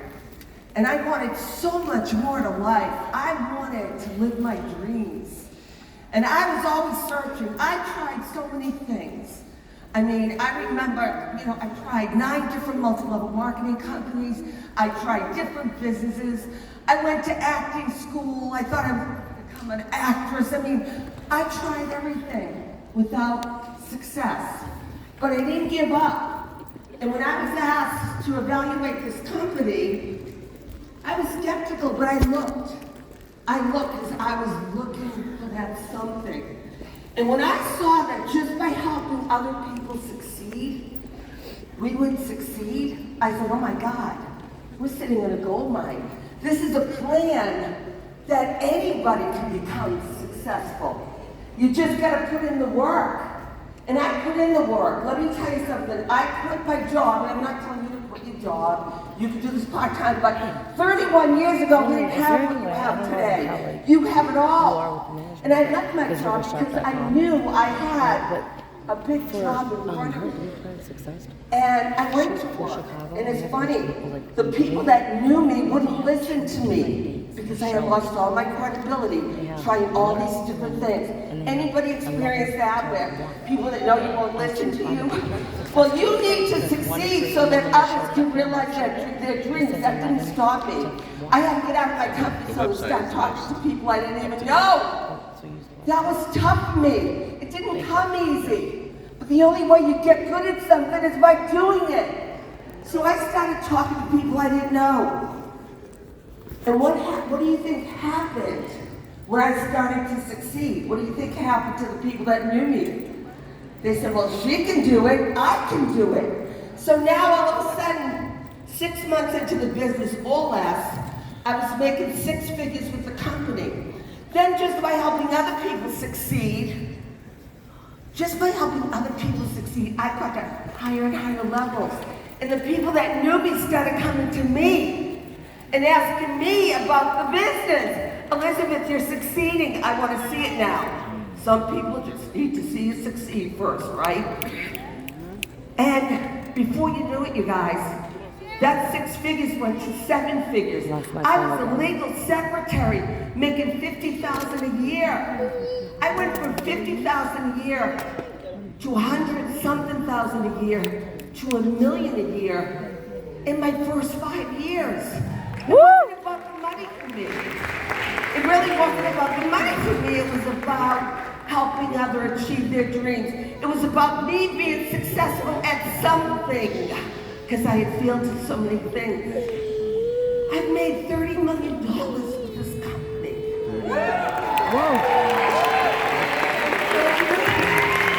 And it's so hard to even fathom because it's so much more than the money. The money doesn't really even matter to me at this point. Dr. Lawrence, right. But you have to reprogram your brains. I had to tell myself, I am successful. So many times I couldn't listen to people that were telling me, oh, Elizabeth, call me when this, if you're still in the business. Call me when you make your first $1 million. So I did. Call me. I mean, so I had a program. If I had listened to all the people that told me I couldn't make it, I wouldn't be here today. But I didn't quit, and I got my PhD in network marketing by trying so many things. Never give up. Never give up. Tell yourself, the hardest thing I had to do, this is the hardest thing I had to do in the business, was to reprogram my brain. JR helped me to do that. He believed in me before I believed in myself. And I would look in the mirror and say, you are amazing. I would do this every single day. Every morning I would wake up and tell myself I was amazing. I'm successful. You're gonna make it. You're gonna help other people make it. Every single day I would have affirmations. And this was the hardest thing. But it was so simple, it's stupid. Like anybody can do it. Anybody in this room can do what I did. It's all in your mind, it's your mindset. And what you tell your brain the most, it believes. Your subconscious mind guides your entire life. Entire life. So whatever you tell it the most, it'll believe. So take I can't out of your vocabulary. Say I will, I will, I will. Reprogram that brain. You can do it. You have control over the most powerful thing you own. Don't let other people control it. Don't listen to other negative people. Stay in the atmosphere. Make sure you go to the events. Every one of them. I don't miss them. You guys, you can have and be whatever you want with this company. You all have it within you. Success is right around the corner. You just gotta keep going. Don't give up. Get out of your comfort zone. I think that was the biggest thing for me with JR. He pushed me out of my comfort zone. He pushed me out of my comfort zone, and I had to do things that were tough. I mean, if it's not tough, you're not gonna grow. You know, if you're comfortable, you're not gonna grow. And it's almost like you have to force yourself. That, 5-second rule. 5, 4, 3, 2, 1, whatever you're thinking about, do it. Sometimes your brain is so easy for it to do what it naturally does. So you gotta force yourself to get out of your comfort zone and to just do it. The success you desire is on the edges of your comfort zone. You gotta get to the edge and jump. Who cares what people think? Woo! Like JS says, they seldom do. Right? You owe it to yourselves, you owe it to your family. Let's all help each other. I've never seen a business where people help each other no matter what. No matter if you're economically connected, no matter what, we all help each other succeed. The one thing that can change your life in an instant, the only thing that can change your life in an instant is taking action. You gotta take action, man. You gotta keep getting up and doing it over and over and over again, because that's how you get good at it. You think I was good at speaking? Never. I was scared to death like Lauren. But I was pushed out of my comfort zone. Don't enable people. You guys, you gotta empower people. This is your own business. You gotta look in the mirror and say, you know what? I'm gonna get up in the morning. I'm gonna have my affirmations. I'm gonna tell myself I can. I'm gonna tell myself I'm worth it. I am a success. Everybody. I am successful. Come on. I am successful. Keep telling yourself that. Because this business is gonna change your life. And look at all the lives you're gonna be able to change. You gotta dream big, because you're only as big as your dreams. I love you guys.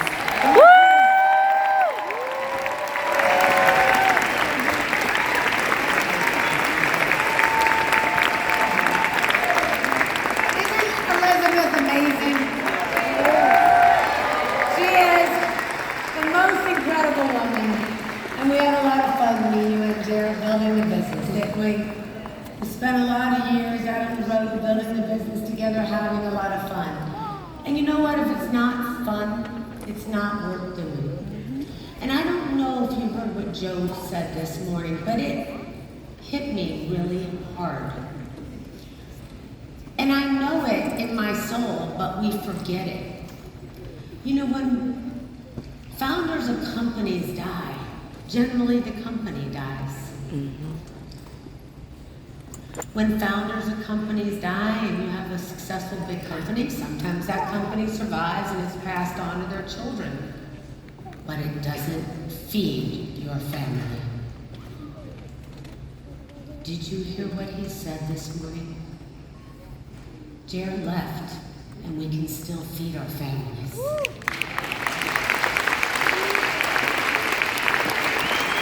That's as big as it gets. As big as it gets. As big as it gets.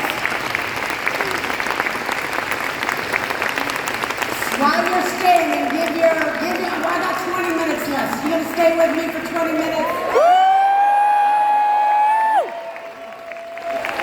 Turn to your left and give your friend a little rub on the shoulders.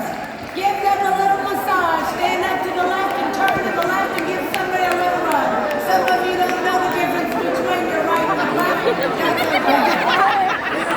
Why you got nobody? Turn around the other way and give them the rub the other way. Gentlemen over there, watch the hands.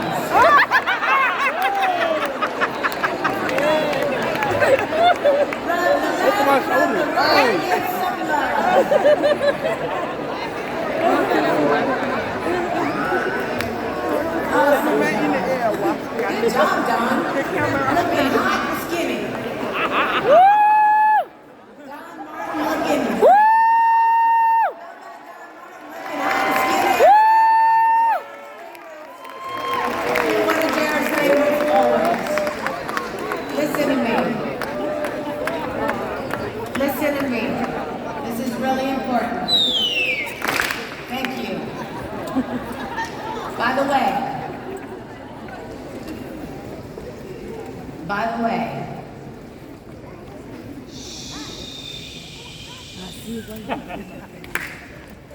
I want you to invest in yourself. Some of you got more money in Wells Fargo than you invest in yourself. I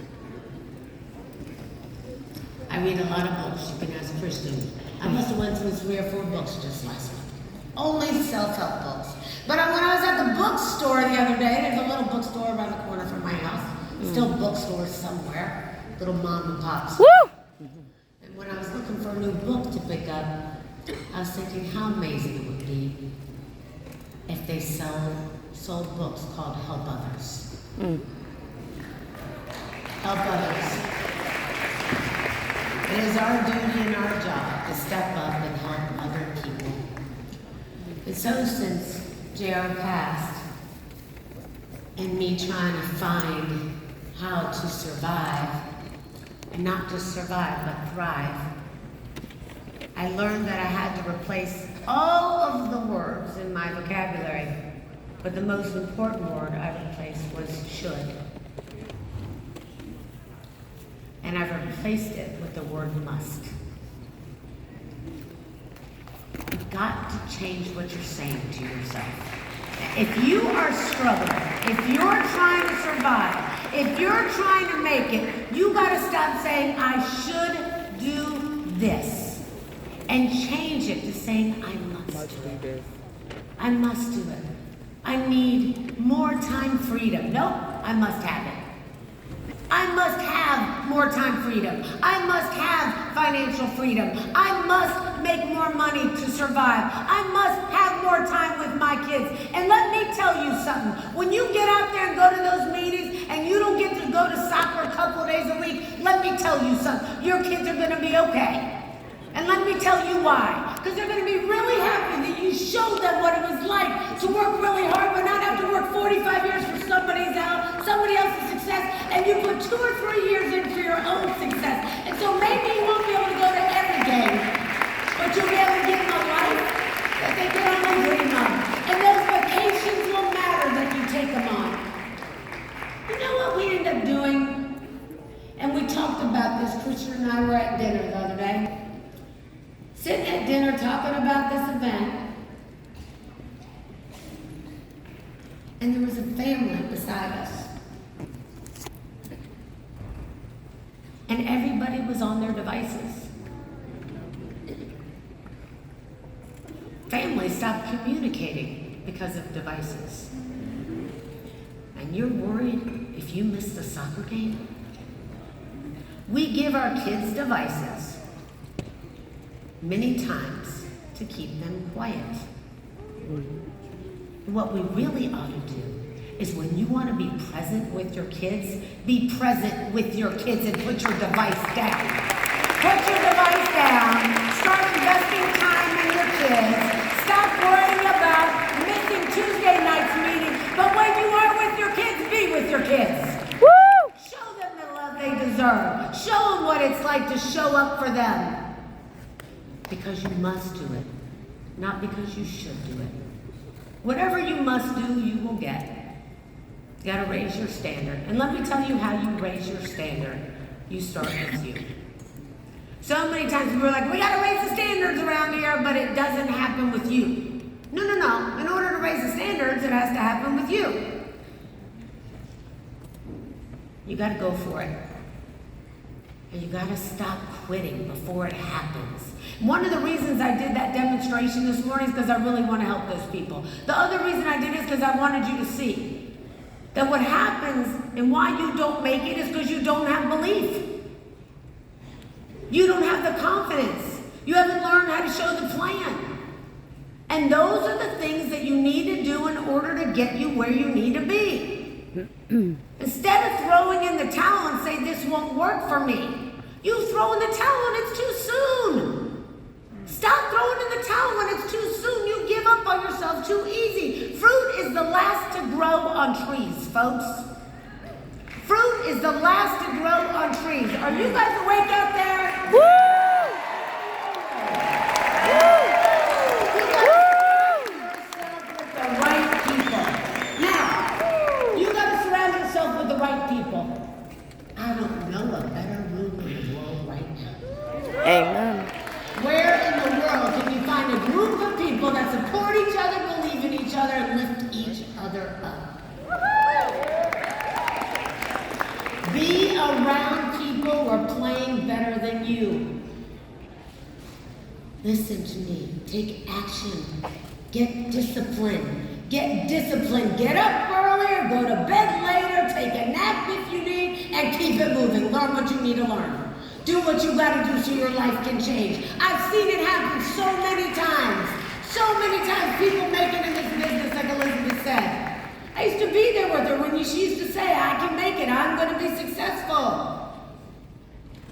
Change is difficult.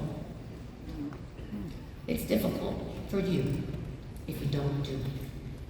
Actually, change is really simple. We just have to make a decision. We make the business so much harder than it needs to be. We complicate it. It's like all of a sudden we want to talk to people about the business and we forget to have a conversation. Like you don't know how to have a conversation with people. Even when I was practicing with Andrew the other day, a story, and Chris and his story, they were going through their story with us, they were uptight. I was like, guys, it's no different than showing the plan, talking about the business. Have a conversation, relax. Stop making the business harder than it needs to be. And let me tell you something. Here's the real problem with your life. Listen real carefully. If you only heard one thing, hear this.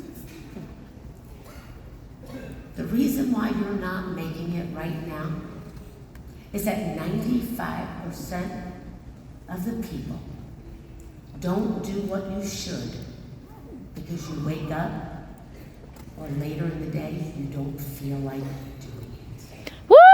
Let me say that again. 95% of the people don't do what they should do in order to make it because you don't feel like it in the moment. And when you realize and accept that you may never feel like doing it, but if you do it anyway, you will win. If you do it anyway, you will win. It's like when you say, I need to go to the gym. And you wake up, 6 a.m. comes, you're like, oh, too tired. I was out on that Utopia 4 party last night. Can't make it. You gotta do it anyway.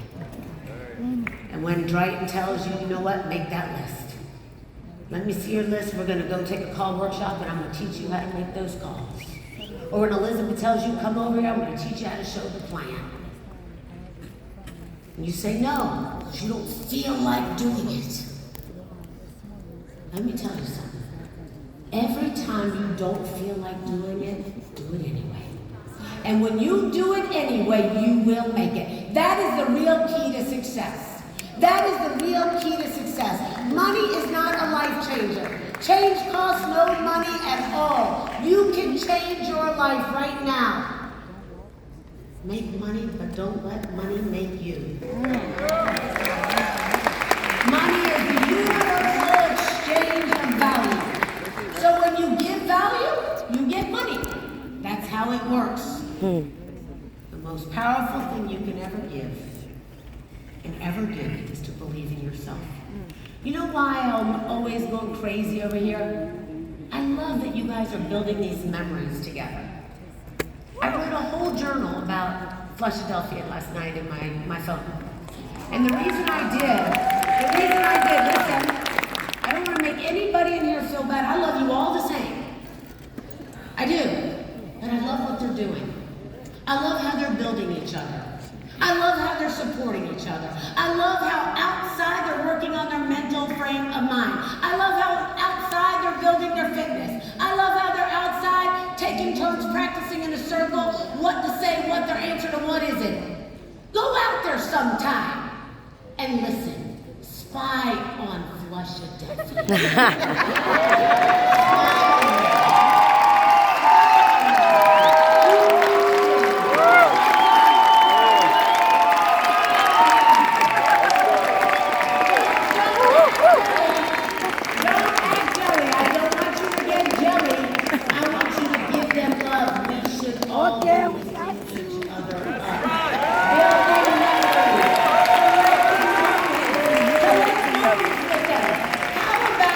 How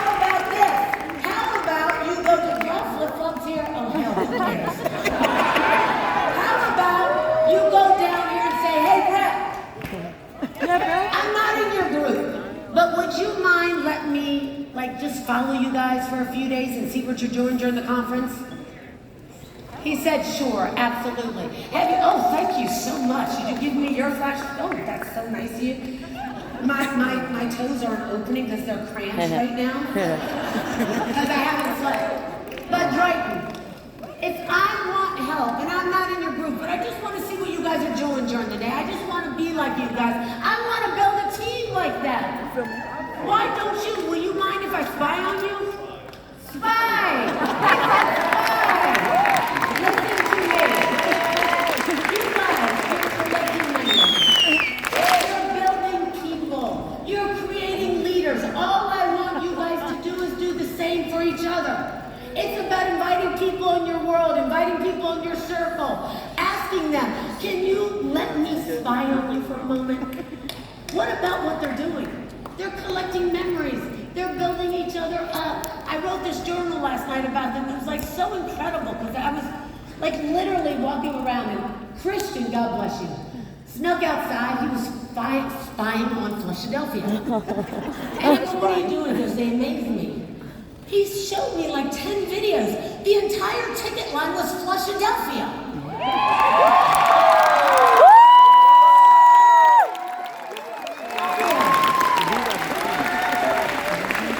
Let me tell you what's more special than Market America and your family. What's more special than Market America and your family is when you care about making it, but you want to make it with other people. And that is a formula that works, right, Tom? It is a formula that will take you so far. It is a formula that you will be proud of one day. That your kids will look on and say, you know what, my parents made me proud. Because they just didn't live a life of success, they lived a life of significance. Hold yourself hostage until you meet your demands. Call 911. Throw yourself a lifeline. I move too fast. No, you move too slow. You cross the line. I draw my own line. I'm going to be whatever I want. Be obsessed. Be great. Be exceptional. Nobody else says, why shouldn't you? Be extraordinary. Be authentic. Be disruptive. We live in a world that's so over-edited.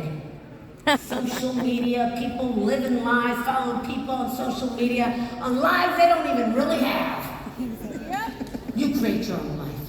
Who cares what they think? Be yourself. You're beautiful, flawed, imperfect, weird, beautiful, magical. You are so much more than you realize. You are serving a community. You have built a community. Yes, Jared and I have been here, but you did this. You built a community. We're serving others. We're transforming people in real time. Life shows up and challenges you. Look at those as an opportunity to grow. Make a list of things that you're proud of, things you want to share. Remind yourself that you can think bigger and be bigger. Speak about the business like it's part of your DNA. Let it become part of you. Let me tell you something. You got the best of me now. Woo! This is my life. This is my family. My children and you. That's what I got. My family and you. Put your soul into it. We love you. Oh, I love you too. You got to do all the things that you need to do to show up for you. You know, it's funny. There's so much more that one gets when they get a business from shop.com. We get the opportunity to work from home, spend more time with family and friends simply by saying yes. We can build our confidence, have new friendships, be part of a community, have a sense of belonging, get great health. We're happy. We travel. We have purpose. And we're going to find freedom simply by saying yes to joining our family. So what's so hard about the conversation? Someone asked you to get involved, didn't they? Amen. Yep, we'll catch up on the way home. You got to communicate with people like you do every single Relationships are the key. You must invest in your relationships. And if your friends don't support you, let me tell you what you need to do in 3 words. Fire your friends. Fire your friends. Yes! I'm going to tell you right now, we're going to make a t-shirt that says fire your friends. Steve, that's our next t-shirt. Fire your friends. Woo! Then you need to fire them. But let me tell you something, you will be welcomed here with open arms. It's the most important commodity besides time. Learn how to connect with people. Compliment people, send people a text, remind them how special they are. Send out 3 to 5 messages a week with people you haven't connected with in a minute. Say, you know what, I just wanted to touch base with you. Want to let you know I'm thinking of you. Still doing shop, doing fantastic. Things are great. Hope you're doing great. Even if they don't answer you that day, send out 3 to 5 a week. Guess what happens by the end of the month? You start getting answers. I got it. Hold on 1 second. People remember how you made them feel. Check in with them. The business is not that hard. You make it harder than it needs to be. Get so obsessed with what's happening right now. Woo! Get so obsessed with what's happening right now for you. We make 2 types of memories. Those we can't control. One's like mine. And those we can create. One's like mine. One's like Philadelphia, one's like Rivers, one's like James and Mary, one's like Joe, one's like Mark, one's like all of you here. Create memories, live life, put things into action right now, but putting them off will lead you to regret. You won't grow if you don't take action. You've got to get obsessed with the process. Get a PhD in following and a master's in getting back up. Get a master's and get him back up. I'm telling you right now, it's a good thing I already did all this stuff because I never got to any of this stuff right now. Because I never did. The people who listen to you crying and complaining about your life are the same people I urge you to fire when you get home. I urge you to fire them. In fact, I put a text up on Unfranchise. It's a letter that I wrote to friends firing them. I suggest you copy that letter, that text message, and fire them. Woo! Fire your friends. I give you a nice template. It's on the back of Unfranchise. Hell yeah! Go on a diet and start eliminating those people. Go on a diet and start eliminating those people. Raise your standards. Do what you need to do. Become who you need to be. Surround yourself with allies. Oh, hell yeah. Do what you need to do. If you change the way you look at things, you will change your life. You will change your life. I want you to repeat after me. I'm a badass. I'm a badass! Just today. Not just today. Every single day. I'm in control of my life. I'm in control of my life. I'm in control of my atmosphere. I'm in control of my atmosphere. And my current situation And my current situation is not my final destination. is not my final destination. I'm gonna make it. I'm gonna make it. Because I'm gonna do everything I must do in order to make it. Because I'm gonna do everything I must do to make it. Exactly, and you will. Woo! Pour your heart into it. There is no one else like you. You are the only one. You can do this. You are the only option. You can, you will, you must. It's showtime. Leave everything you have on the table. Don't you dare second guess yourself. Fight through your limitations. Let your haters fuel you. You can do it. You can, you will. You are Let your God's haters fuel you. greatest creation. And Let your what haters you fuel have you. will echo forever. Here's your pen. You only have right now. You were born for this. I want you to do this. Just go for it. When you live like there is no plan B, you are required to make plan A work. To every door that closed on you, go back and buy the building after you finish. Just go for it, do it, become it. You are the greatest. You have got to believe in yourself. You're in the end zone. Put the blinders on. Go for it. Live a life that's full. live a life that's beautiful and full. I'd like my grandchildren to come up here with me. Andrew, can you open them up? Makai, Christian, and my grandchildren come up here with me for a minute. We're getting ready to close the show, but we're not done, so don't leave. I'm not done till we're done. You know, JR always had a ritual, as you know, to break the alarm clock because we didn't want you being, let this thing, there you go. Let this thing control your life, right? We don't want this thing to control your life. You should not let this control your life. Hi guys, I love you look just like Papa. You have on the same outfits as Papa.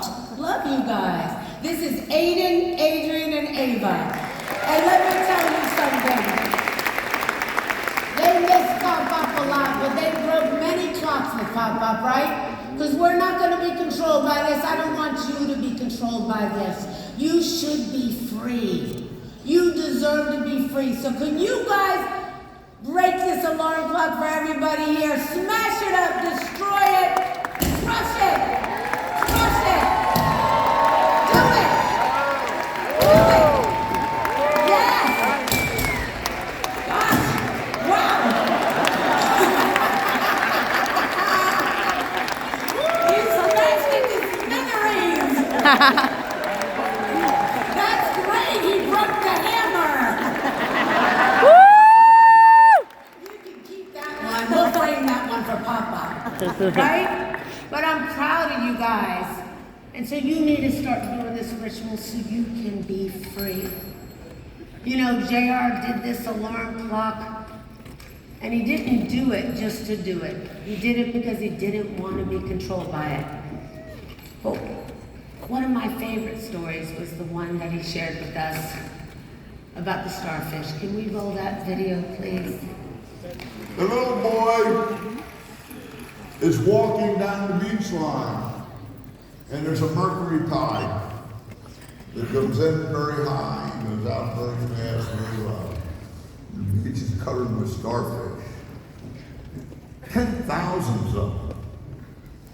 He's walking down the beach, feeling bad. These starfishes are going to suddenly have their life ended. And they did nothing wrong. Caught in a moment. And he says, I'm going to save them. I'm going to save them. But there's 10,000 of them. He didn't care, he didn't even think about that. He went down and started throwing them back in the water. Didn't really know them, but he knew that they were alive. And this wasn't meant to be.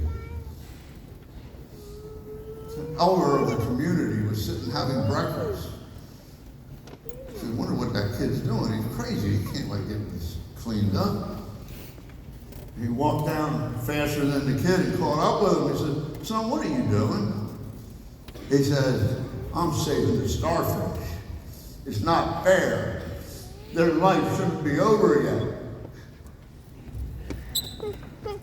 He says, what are you, nuts? There's 10,000 of them here. What difference does it make? What difference are you going to make? You're not going to even get a fraction of them. He said, well, let me tell you something. It made a difference to that one. And it made a difference to that one. And it made a difference to that one. And it made a difference to that one. We can make a difference to that one, and that one, and that one, and 2 by 2 by 2 by 2 by 2. We can do it. We're committed to do it. And all we have to do is come from love. And all we have to do is come from love. I'll leave you with this. Can I have the team come up here? Mark, Joe, Andrew, everybody, the team, the families. Everybody come up here real quick and I'll leave you with this. Join me up here. Proud of all of you. It's been a beautiful weekend. But it's just the start. It's what you do from here. It's what you do from here that matters, right? It's what you do from here that matters. All that matters is do it with heart. You're in the end zone. Put the blindfolds on. Go for it. What do you have to lose?